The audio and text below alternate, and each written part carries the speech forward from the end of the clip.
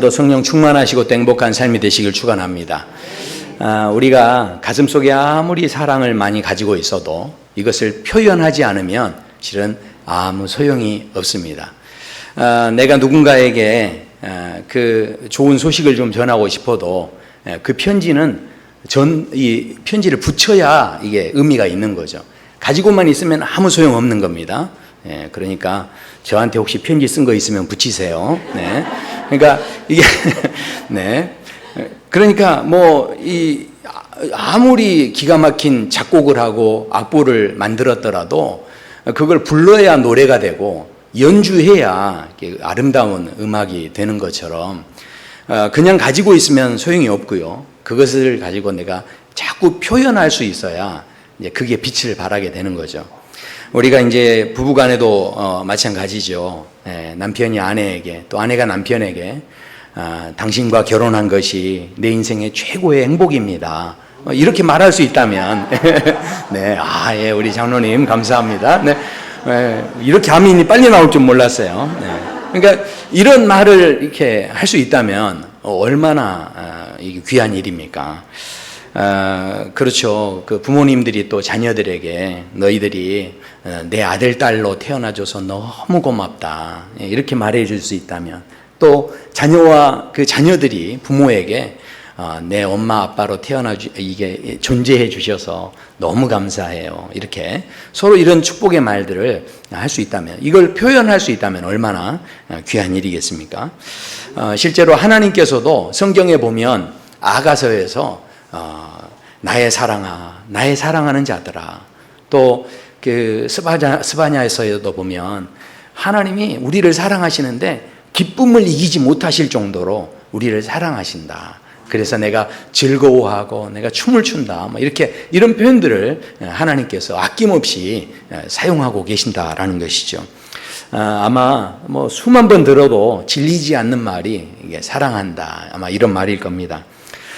우리가 이제 이런 표현들을 할 때 우리 한국 분들은 무슨 하트도 이렇게 표현하고 이렇게 하는데 그 잉크도 하지 않습니까? 잉크.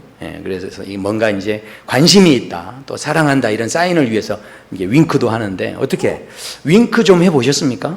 네.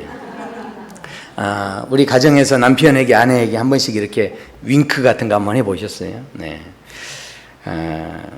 이게 상대에게 관심을 가지고 표현을 이렇게 가지는데, 그래, 물론, 근데 그 윙크를 아무 데서나 가서 하면 안 되는 거죠. 네. 네. 참새 한 마리가 전기줄에 앉아 있었대요. 근데 포수가 쏘는 총에 맞아서 떨어져 죽는 거예요. 죽어가면서 이렇게 떨어지는데 바로 죽기 직전에 그 친구 참새가 물어본 거예요. 야, 너는 왜 그렇게 미련하게 거기에 그대로 앉아 있어가지고 나처럼 도망을 치지 앉아 있어가지고 이렇게 총에 맞아 죽었냐? 그랬더니 그때 죽어가던 참새가 말했대요. 나는 포수가 나에게 윙크하는 줄 알았다. 그래서 그러니까 윙크는 아무데나 하면 안 됩니다. 대상이 분명해야죠. 근데 이제 그 윙크하는 것에 대해서 어떤 분이 이제 이런 글을 써놔. 윙크 사랑이 있다는 거예요. 이게 무슨 이야기인가 봤더니 이렇게 윙크할 때 한쪽 눈을 감지 않습니까? 그러니까 한쪽 눈을 감아서 그 사람의 단점을 눈 감아주는 거예요. 그리고 한쪽 눈은 열어서 그 사람의 장점을 봐주는 거예요. 이게 이제 윙크 사랑이다. 그렇게 이야기를 하더라고요. 어떤 한 착한 마음 가진 여인이 있었는데, 이분이 그녀에게 이제 참 가장 큰 자신의 삶의 컴플렉스가 하나 있었어요. 그게 뭐였냐면, 이분은 아예 눈썹이 아예 없는 분이세요. 그러니까 이분은 이제 그 약점을 감추기 위해서 아주 짙은 화장으로 이제 눈썹을 이렇게 그린 거죠. 그래서 그렇게 눈썹을 그리고 그렇게 이제 생활을 하는데, 그러다가 한 남자를 만나서 사랑하고 또 결혼까지 하게 됐습니다. 자, 그런데 이 여인이 늘 그 약점 때문에, 컴플렉스 때문에 이제 좀 어려움이 있는데, 남편이 혹시라도 이걸 보면 날 싫어하지 않을까? 이런 이제 걱정을 하는 거예요. 그래서 이렇게 노심초사하는 그런 마음을 가지고 세상에 3년을 그러고 지낸 거예요. 3년째 되는 날 이 가정에 큰 위기가 찾아와서 남편이 하던 사업이 망하게 된 거예요. 그래서 이 집이 처음부터 이제 다시 시작을 해야 되겠다 하면서 연탄 배달을 시작했다는 거예요. 근데 연탄 배달을 하는데 어느 봄날 이 남편이 앞에서 끌고 아내는 뒤에서 밀고 이렇게 가는데 이 봄바람이 확 불면서 그 바람결에 연탄재가 이렇게 휙 날려가지고 그 아내 얼굴에 막 이렇게 붙은 거예요. 근데 눈은 따갑죠. 막 이렇게 얼굴에 이제 이게 기분 나쁘게 이게 붙어 있으니까 이제 어찌할지 모르는데 이거 잘못 닦았다가는 눈썹도 닦아지니까 그래서 걱정이 돼서 이거 눈물이 나지만 그러나 어쩔지 못하고 있는 거예요. 그런데 갑자기 남편이 멈춰서더니 뒤로 와가지고 수건으로 얼굴을 닦아주는 거예요. 그런데 세상에 이게 웬일입니까? 눈썹은 하나도 건드리지 않고 다른 얼굴만 다 닦아주더라는 거예요. 그러니까 이 아내가 그때 뭘 깨달은 겁니까? 남편이 다 알고 있었다는 거죠. 남편이 다 알고 있었는데 남편이 그동안 그걸 다 눈 감아준 거죠. 그래서 그게 너무 고마워서 눈물을 흘리는데 아니 그 눈물까지 닦아주더라는 거죠.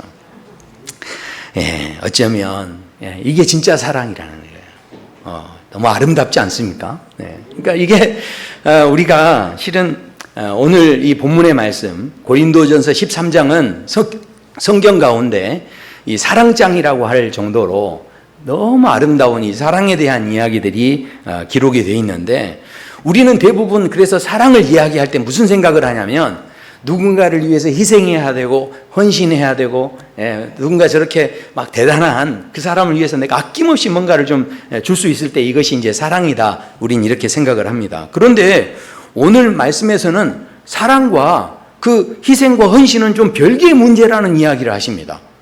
이게 조금 이상한 이야기예요. 한번 보시면 이런 말씀이 나오죠. 네가 아무리 대단한 말을 할지라도 천사의 말을 할지라도 사랑이 없으면 보십시오. 여기도 보면 아무리 능력이 있어도요, 아무리 지식이 많아도 사랑이 없으면 아무것도 아니라는 거죠. 심지어는 뭔가 이게 구제한다는 게 뭡니까? 구제한다는 게 이게 쉽게 되는 일이 아닌 거죠. 누군가를 구제할 때 그것이 얼마나 또 많은 풍성함이 되고 헌신하는 마음이 있지 않으면 실은 아무리 돈이 많은 사람이라고 해서 다 누구를 돕고 사는 게 아닙니다. 아무리 부자여도요 돕지 않는 사람도 많아요.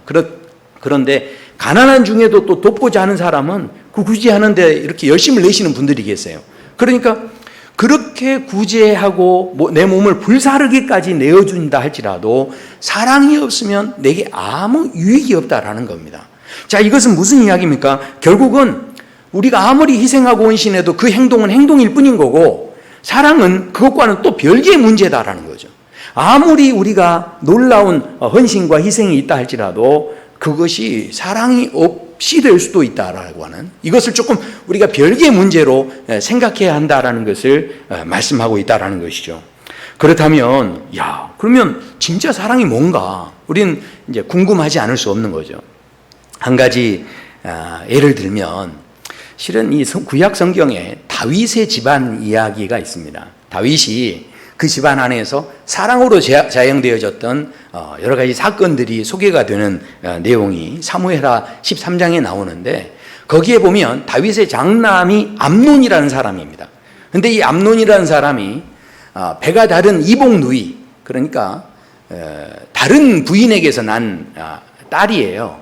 이 다말이라고 하는 딸이 있는데 그 딸을 너무 좋아하는 거예요. 근데 이게 너무 좋아하는 수준이 아니라 뜨겁게 좋아하는 거예요. 그래서 그렇게 뜨겁게 좋아하다 보니까 자기 마음대로 이게 안 되니까 어떻게 됩니까? 좋아하긴 좋아하는데 이게 뭔가 마음대로 안 되니까 막 우라가 치밀고 막 이게 병이 되고 상사병이 되고 막 하면서 이게 너무 괴로운 거예요. 그래서 그런 상황이 되는데 몸져 누울 정도로까지 그렇게 사랑하고 사랑 때문에 병이 났다라는 거예요. 너무 애절하죠. 그런 상황이 됐는데 그 암몬이라고 하는 그 옆에 친구가 하나 있는데 요나답이라는 친구가 있는데 이 사람이 아주 간교한 사람이에요. 그래서 옆에서 친구가 저러고 있는 걸 보고 너 그러려면 차라리 이렇게 해라 하면서 작전을 짜줘요. 그래서 어떻게 하냐면 자기가 이제 아파서 침상에 누워 있는 것으로 하고 그렇게 이제 아프다고 하니까 아버지 다윗이 병문안을 옵니다. 그러니까 그 아버지에게 내가 다른 건 소원이 없고 이렇게 내가 아파 죽게 생겼는데 우리 그래도 여동생 다말이 나에게 좀 먹을 것도 해주고 간호를 해주면 내가 좀 힘이 나겠습니다. 이렇게 이야기를 한 거예요. 그러니까 다말을 시켜서 그런 식으로 다말을 자기 침상으로 끌어들이고 결국은 자기가 목적한 바를 이루고 못된 짓을 저지릅니다. 자, 그런데 그런 상황에서 이제 모든 게 그럼 병도 낫고 이제 그렇게 하면 좋은데 분명히 그 사랑이 어떤 사랑이었습니까? 막 너무 애절해가지고 들어누울 정도로 그렇게 막 절절한 사랑이었다라는 거죠. 그런데 그가 자신의 욕심을 딱 채우고 난 다음에 무슨 일이 생겼느냐? 자, 이렇게 말씀합니다. 암논이 그 말을 듣지 아니하고 다말보다 힘이 세므로 억지로 그와 동침하니라. 그리하고 암논이 그를 심히 미워하니 이제 미워하는 마음이 전에 사랑하던 사랑보다 더한지라. 아니 그 전에는 뭐 했다는 겁니까? 그렇게 막 상사병이 걸릴 정도로 그렇게 사랑을 했는데 그런데 자기 욕심을 딱 채우고 난 뒤로 바로 즉시 미워하기 시작하는데요. 저번에 사랑했던 것보다 더욱 미워해버렸다는 거예요. 그러니까 어떻게 우리 지금 성도님들도 지금 눈이 다 동그래지셨는데 어떻게 이런 식으로 사랑이 변합니까? 그렇지 않습니까? 이장로님 대답을 잘 하셔야 돼요. 사랑은 변합니까? 대답을 잘 하셔야 된다니까요. 사랑은 변할까요? 안 변할까요? 네. 그렇죠. 안 변하죠. 네, 그렇죠. 그러니까, 이게, 처음에는 사랑의 이름으로 했는데, 근데 그 사랑이, 이게 미움으로 이렇게 변해버렸다라는 거죠. 근데요, 이 사건이 있은 뒤로 다말이 너무 슬퍼하는 거예요. 다말이 원래 이제 이 시집가기 전에 여자들은 대부분 채색 옷을 입었는데 그 채색 옷을 찝고 죄를 뒤집어 쓰고 그러면서 막 이제 울기 시작하는 거예요. 그런데 그 모습을 누가 보냐면 이 다말의 친오빠인 압살롬이 그걸 봅니다. 그래서 압살롬이 그걸 보고 마음이 어떻겠어요? 내 하나밖에 없는 여동생을 이 지경으로 만든 암놈, 그놈, 마음이 지금 찢어지는 거. 그래서 너무 아픈 거죠. 그래서 이 압살롬이 아마 너무 고통스러웠던 것 같아요. 근데 압살롬이 어떻게 말을 하냐면 다말을 이제 위로한 다음에 이렇게 이야기를 합니다. 누이야, 지금은 잠잠히 있고 이것으로 말미암아 근심하지 말아라. 그러면서 이제 이 다말을 위로해 주는데 그러면서 다말은 이제 그 집에서 조용히 지냅니다. 그런데요, 이 뒷이야기는 어떻게 되느냐? 딱 2년을 채우자마자, 그러니까 2년 동안 이 분노한 마음을 다 삭히고 있는 거예요.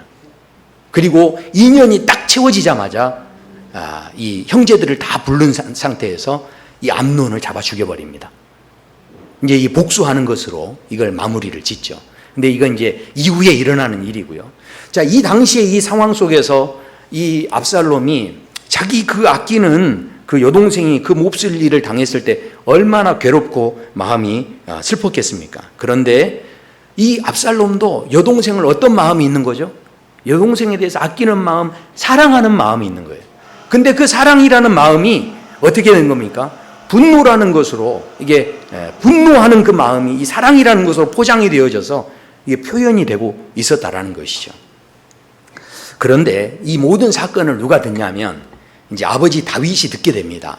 자, 그래서 아버지 다윗이 이 소식을 듣고서 어떻게 하느냐? 엄청 화를 냈다는 거예요. 말씀해 보면 다윗 왕이 이 모든 일을 듣고 심히 노하니라. 그래서요, 이제 암논을 막 불러다 대고, 그 다음에 막, 너 왜 그랬냐? 그러면서 막 벌을 주고 징계하고, 막 혼을 내고, 그 다음에 다말을 찾아가서 막 위로해주고, 그 다음에 압살롬에게 가서, 야, 네가 오빠인데, 네가 옆에서 지켜줘라. 미안하다. 그러면서 이렇게 위로해주고 이랬으면 얼마나 좋아요. 그런데요, 다윗이 심히 노하니라. 끝. 성경에 더 이상 다른 이야기가 없어요. 다윗이 심히 노하니라. 끝. 딱 한 줄로 이게 나와요. 그러니까 지금 이 다윗은 무슨 마음일까요? 결국은 이 집안의 수치스러운 이 이야기가 더 이상 다른 사람들에게 아마 전해지는 걸 두려워했던 것 같아요.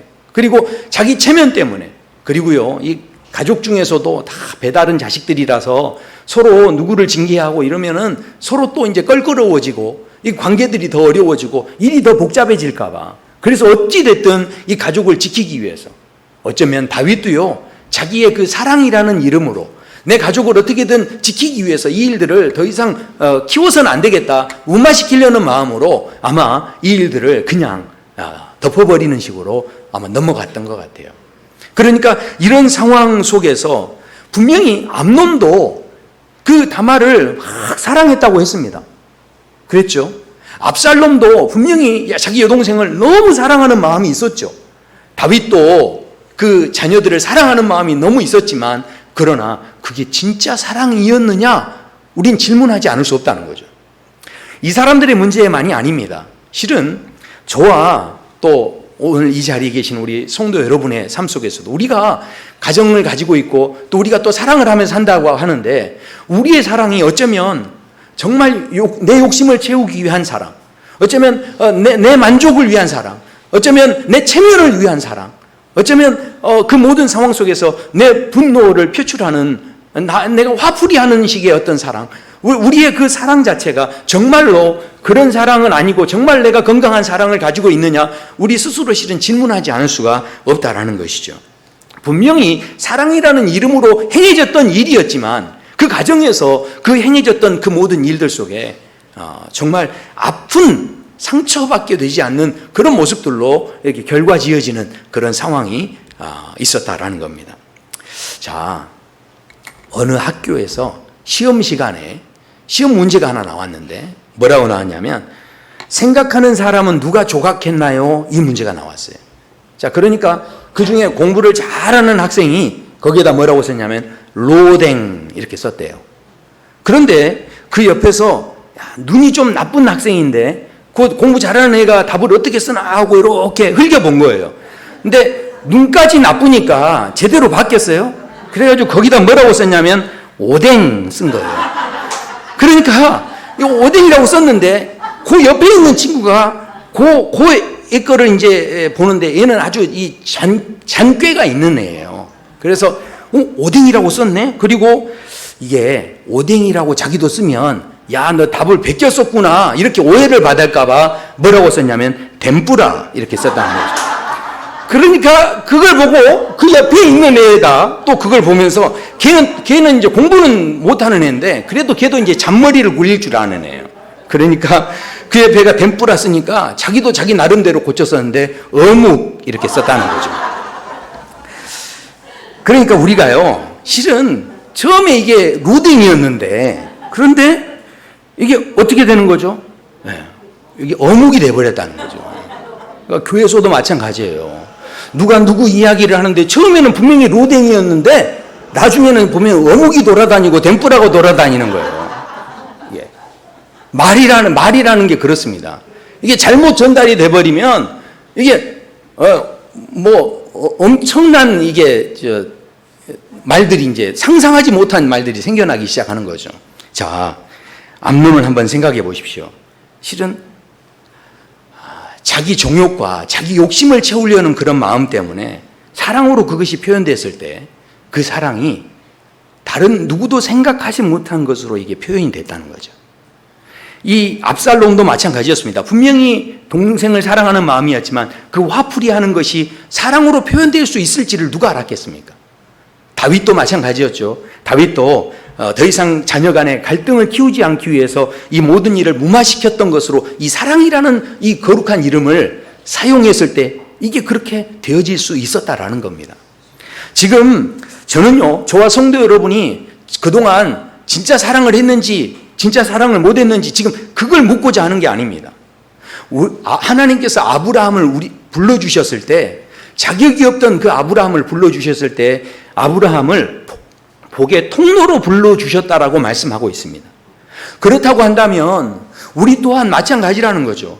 어쩌면 내가 힘을 쓰고 내가 노력하고 내가 내 남편, 내 아내를 사랑하고 내 가족을, 내 자녀를 사랑한다고 하지만 내 힘으로 사랑하는 것은 어쩌면 내 욕망의 표현이고 또 내 분노의 표출이고 어쩌면 내 삶에서 그저 그 모든 것을 내 체면 때문에 무마시키는 그런 것에 지나지 않을 수 있다라는 것이죠. 정말로 사랑이 우리 안에서 있으려면 우리는 하나님의 그 사랑, 하나님의 복을 그대로 흘려보낼 수 있는 중간자로서 그 복의 통로로서 우리가 바로 서 있을 수 있어야 이 사랑이 변질되지 않을 수 있고 이 사랑이 온전한 사랑이 될 수 있다는 거죠. 그렇지 않으면 그 사랑이 어떻게 됩니까? 오뎅 사랑이 되는 거예요. 덴뿌라 사랑이 되는 거예요. 덴뿌라 사랑. 자, 그래서요, 실은 오늘 이어지는 말씀이 굉장히 중요합니다. 자, 왜냐하면 오늘 말씀에서는요, 사랑이 없으면 아무 유익이 없다라고 분명히 말씀하죠. 사랑이 없으면 다 소리나는 구리와 꽹과리가 되고 사랑이 없으면 내가 아무것도 아니고 사랑이 없으면 아무 유익이 없다는 거예요. 자, 그런데 그러면 사랑이 없으면 유익이 없으니까 그럼 반대로 생각해서 사랑이 있으면 그럼 뭐가 있겠습니까? 유익이 있겠죠. 그렇지 않습니까? 아멘이십니까? 네. 그런데 이게 아멘 할 일이 아닙니다. 왜냐하면 사랑이 있으면 유익이 있다고 그랬는데 그런데 오늘 이 3절 이후의 말씀에 딱 건너가면 이 말씀이 이렇게 시작됩니다. 사랑은 오래 참고 사랑은 온유하고 사랑은 시기하지 않고 사랑은 자랑하지 아니하고 교만하지 아니 우리 어르신들 손주들 얼마나 예뻐요. 손주들 자랑하고 싶습니까? 안 하고 싶습니까? 자랑하고 싶잖아요. 근데 여기서는 자랑하지 말라는 거예요. 자, 생각해 보십시오. 우리가 지금 이 사랑이 분명히 그러면 유익한 게 있어야 되는데 그런데 이 말씀대로 이렇게 흘러가다 보면 유익한 게 있습니까? 없습니까? 나한테 지금 도움이 됩니까? 안 됩니까? 나한테 유리합니까? 유리하지 않습니까? 실은 진짜 사랑이 있으면 그러면 유익한 게 있어야 되는데 전혀 유리한 건 없다는 거예요. 지금 동의를 안 하시니까 제가 한 절 더 봅니다. 7절 보시면요. 자, 이 정도 돼도 자, 모든 것을 참으며 모든 것을 믿으며 모든 것을 바라며 모든 것을 견디느니라. 예, 아멘 해주셨는데 이런 경우를 전문 용어로 호구라고 하는 거죠. 그렇잖아요. 이 사랑을 하면 지금 이 사랑을 하면 내게 도움되는 거는 실은 조금도 없는 거예요. 계속 뭐하고만 살아야 돼요? 당하고만 살아야 되는 거예요. 당하고만. 참고만 살아야 되는 거예요. 아니 분명히 사랑이 없으면 유익이 없고 사랑이 있으면 유익이 있는 식으로 이야기를 했는데 정작 사랑이 있는 걸 봤더니 세상에 나한테 진짜 도움이 되는 건 아무것도 없다는 거죠. 자, 그런데 이 말씀이 여기에서 끝나지 않습니다. 이 말씀을 좀 더 내려가 보면 이제 이 말씀이 이렇게 이제 진행이 됩니다. 온전한 것이 올 때에는 이라고 말씀하면서 내가 어렸을 때는 말하는 것이 어린아이와 같고 깨닫는 것이 어린아이와 같고 생각하는 것이 어린아이와 같다가 장성한 사람이 되어서는 어린아이의 일을 버렸노라. 그러니까 이게 무슨 이야기입니까? 지금 당장에는요, 이게 오래 참는 게 힘들어요. 지금 당장에는 내가 막 모든 걸 참아야 되고 믿어야 되고 모든 걸 이렇게 어찌됐든 손해보고 하는 이 모든 것들이 지금 당장에는 내가 유익되는 게 아무것도 없는 것 같지만 그거를 다 모으면 결론이 어디 있냐면 그걸 통해서 우리를 장성하게 한다는 거예요. 장성하게. 그러니까 지금 이게요, 이 모든 것이 지금 당장에는 좋아하고 기뻐할 만한 것은 아닐지 모르지만 이 모든 것이 합해져서 우리에게 장성함의 유익을 주신다는 거죠. 생각해 보십시오. 우리가 어렸을 때는요, 속이 편합니다. 그러니까 어렸을 때는 그냥 주는 것 먹으면 됩니다. 그리고 먹고 싶으면 뭐라고 합니까? 엄마 아빠 이거 좀 주세요 하고 이야기하면 되는 거죠. 그리고 어떻습니까? 어렸을 때는요, 또 아이고 이게 맛이 있네 없네 하면 투정해도 다 부모님들이 받아주는 거잖아요. 그러니까 맛있네 없네 다 말합니다. 밥 먹으면서 어떤 자녀가 어머니 오늘 반찬은 너무 고민되시겠어요. 저녁은 뭘 하실지 제 마음까지 무거워집니다. 뭐 이런 식으로 말하는 자녀 있습니까? 그런 걱정을 해주는 자녀가 있습니까? 아니요, 없죠. 자녀들은 다 어떻게 합니까? 맨날 투정하고 점심 먹으면서도 어떻게 해요? 오늘 저녁은 뭐야? 점심 먹으면서도 물어보잖아요. 예. 그러니까 참고 견디는 것 없습니다. 뭐 있으면 빨리 달라고 하고, 예. 뭐 없으면 없다고 하고, 예. 그런데 이게 다 어떻습니까? 괜찮죠. 왜냐하면 왜 괜찮습니까? 어리기 때문에. 어리기 때문에 괜찮은 거예요. 어리기 때문에. 부모님들이 그거 가지고 문제 삼습니까? 너 그것 때문에 집 나가 이럽니까? 아닌 거죠. 문제 삼지 않죠. 어리기 때문에. 자, 그런데요, 장성에서는 뭐가 문제가 됩니까? 장성하면요, 사람이요, 이제 책임감이 생기기 시작합니다. 장성하면요, 이게 어떤 삶의 무게감들이 막 생기기 시작해요. 자, 그래서요, 이 여성분들이 이제 장성해가지고 결혼을 하면 좋을 것 같죠? 근데 좋을 게 하나도 없습니다. 왜냐하면 어렸을 때는요, 집에서 지금 결혼해서 앉아 계신 여성분들, 집에서 그래도 어렸을 때 결혼하기 전에는 다 공주님이었어요. 다 공주님처럼 그렇게 살다가 엄마가 해준 거 다 이렇게 얻어먹고 그렇게 살다가 어떻게 합니까? 얼굴 치장만 하면 됩니다. 그리고 몸만 빠져나가면 됩니다. 청소는 누가 합니까? 엄마가 하면 됩니다. 나중에 이제 제 신방 가서도 보니까 이게 직장 생활하는 분도 결혼 안 하신 분은요, 그냥 뭐 돈을 벌면 다 자기 통장에 다 들어가요. 그리고 용돈은 다 누구에 받습니까? 아빠 용돈 주세요. 자기가 돈 벌면서도. 그러면 아버지가 궁시렁거리면서도 줍니까 안 줍니까? 그래도 줍니다. 밥값도 안 들죠. 방 청소는 고사하고 집안 청소 하나도 실은 하는 거 없습니다. 그러면서 갑자기 속 차려가지고 엄마 이렇게 살림하고 이렇게 내가 계속 얻어먹는 건 말이 아닌 것 같아요. 그러면서 제가 저녁을 해드릴게요. 이럽니까? 아니죠. 까딱하면 그냥 나가서 살고 싶어요. 뭐 이런 이야기는 하고. 일찍 퇴근해가지고 부모님 공양하고 막 이럽니까? 나이가 먹도록 뭐만 합니까? 얻어먹기만 하는 거죠. 자, 그런데도 불구하고 부모님들이 어찌됐든 뭐라고 안 하는 거죠. 왜냐하면 아직 어리기 때문에. 그런데 결혼하면 어떻습니까? 남편이라는 그 남자를 언제 봤다고. 그 남자 밥을 다 해줘야 됩니다. 그래가지고 애 낳으면, 지금 보니까 그렇잖아요. 장로님이나 저나, 원래는 잘 알지도 못한 그 남자였는데 결혼하고 나면서부터는 그 아내가 그 날마다 밥을 지어서 해줘야 돼요. 그리고 애를 낳으면 어떻게 됩니까? 애를 낳으면 그때부터는 자기가 하고 싶은 거 못 하고요, 보고 싶은 거 못 보고요, 다 입고 싶은 거 못 입고 자기가 가고 싶은 거 다 못 갑니다. 애를 낳기 시작하면 어떻게 됩니까? 하고 싶은 거 다 못 하고 정말 눈물을 흘릴 때가 있어요. 너무 힘들어서 눈물 흘리고 그렇게 밤을 지새울 때도 실은 있다라는 거죠. 그런데 그렇게 살아가는 그 삶을 보면, 자, 좋은 게 있습니까? 없습니까? 하나도 좋은 게 없는 거예요. 그런데도 다 시집도 가고 또 장가를 갑니다. 그래서 저도 또 장가를 갔죠. 남자는 그러면 장가 들면 다 좋은가요? 남자는 가정에서, 그래도 장가 들면 그 가정에 뭐가 됩니까?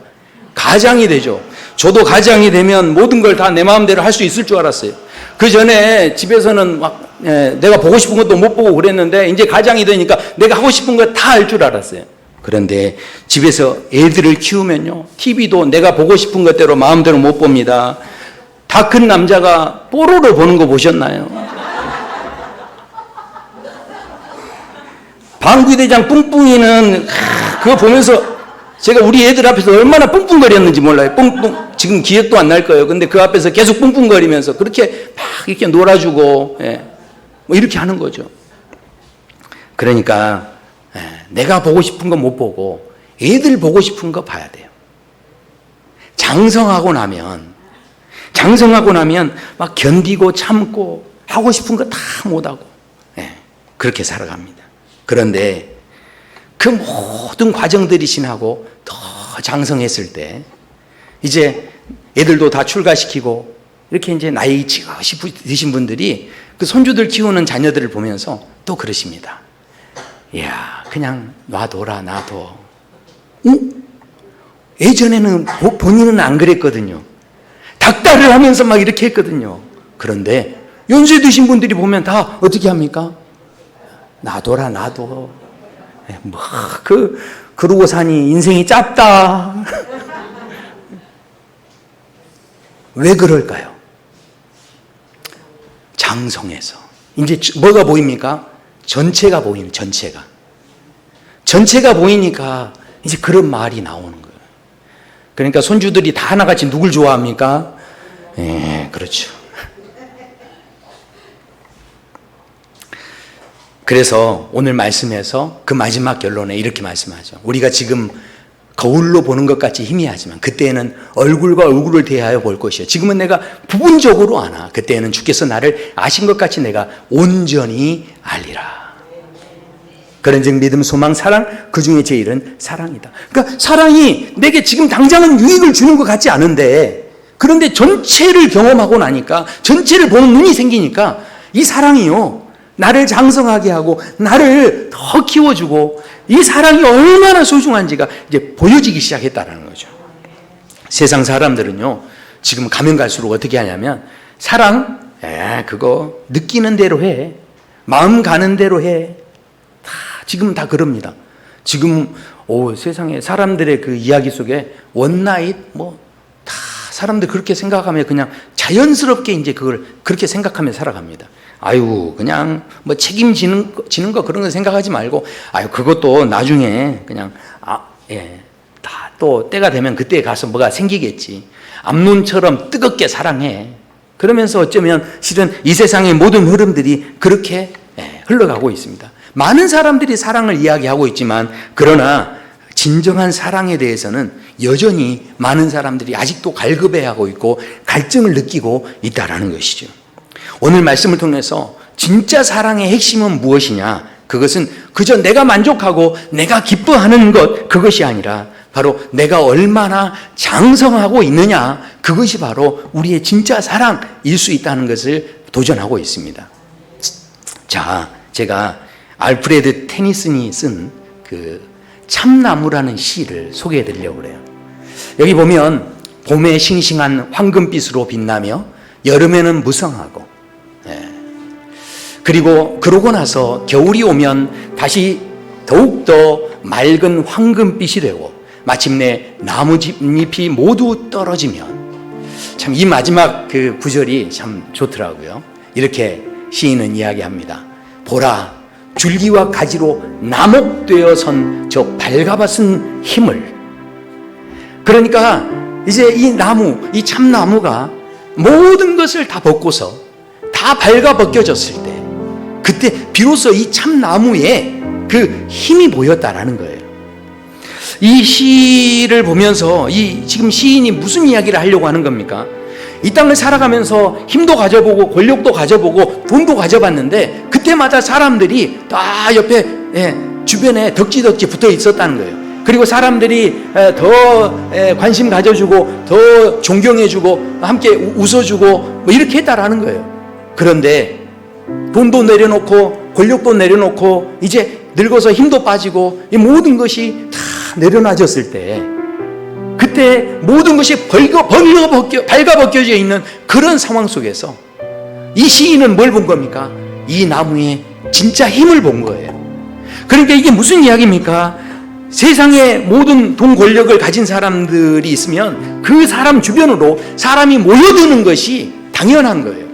그런데 그 모든 권력을 내려놓고 나서도 그 사람을 통해서 웃어줄 수 있는 사람이 있다면, 계급장을 다 떼고 서로 그 사람에게 대해서 늘 존중하는 마음을 가져줄 수 있다면, 그리고 계급장을 다 뗐는데, 생각해 보세요. 우리 고 집사님, 어떻게 제가 목사라는 타이틀을 딱 떼고 나면 어떻게 저 친구 해 주실 겁니까? 계급장 떼고도 나하고 친구해 줄 수 있다면 그것이 찐 우정이라는 거예요. 그것이 진짜 우정이라는 거죠. 우리가 생각해 보십시오. 예수님께서 하늘 보좌를 다 내려놓으시고 모든 계급장을 다 떼시고 이 땅에 내려오셔서 우리에게 다가오셨을 때 가장 천한 자리, 가장 대접받지 못하는 그 목수의 일을 감당하시면서 계급장 다 떼고 내려오셨을 때, 그때 예수님께서 우리에게 다가와 주셨는데, 결국 그 예수님께서 십자가 지시며 모든 게 발가벗겨져서 우리를 위해 십자가 지시고 그 모든 고통을 질고를 다 지시고 십자가에 돌아가셨는데, 그런데 그 예수님을 향해서 지금 이 많은 사람들이 예수님을 존경하고 그 모든 것이 발가벗겨졌지만 그 예수님을 더욱 사랑하고 그 예수님에 대해서 우리가 찬양하고 예수님을 기뻐하고 예수님에 대해서 늘 우리가 미소 지을 수 있는 것, 그것은 바로 예수님이 가지신 진사랑 때문에, 진짜 사랑을 가지고 있으셨기 때문에 우리가 그렇게 할 수 있었다라는 것이죠. 이사야 선지자가 그렇게 이야기합니다. 주님 앞에 자라기를 주 앞에, 그는 예수님께서 연한 순 같고 마른 땅에 나온 뿌리 같아서 고운 모양도 없고 풍채도 없었다는 거예요.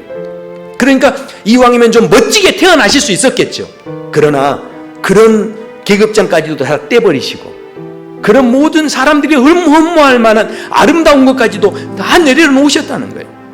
그런데 실은 우리 이 땅에 있는 많은 부모님들이 결혼해서 지금 여기 앉아 계신 우리 연세 드신 분들이 아마 더 멋지게 사실 수 있었을 거예요. 더 좀 잘 나가게 사실 수 있었을 거예요. 지금 이 세상의 사람들은 그래서 자기를 더 멋지게 가꾸기 위해서 아기도 안 낳으려고 그래요. 어쩌면 예수님께서 저렇게 이 땅에 사실 때 나이 들어서 좀 더 중후하게 사람들에게 인정받으면 얼마나 좋겠어요. 그런데 그동안 밥 해주고 빨래하고 집에서 그렇게 고생해서 쭈글쭈글해지고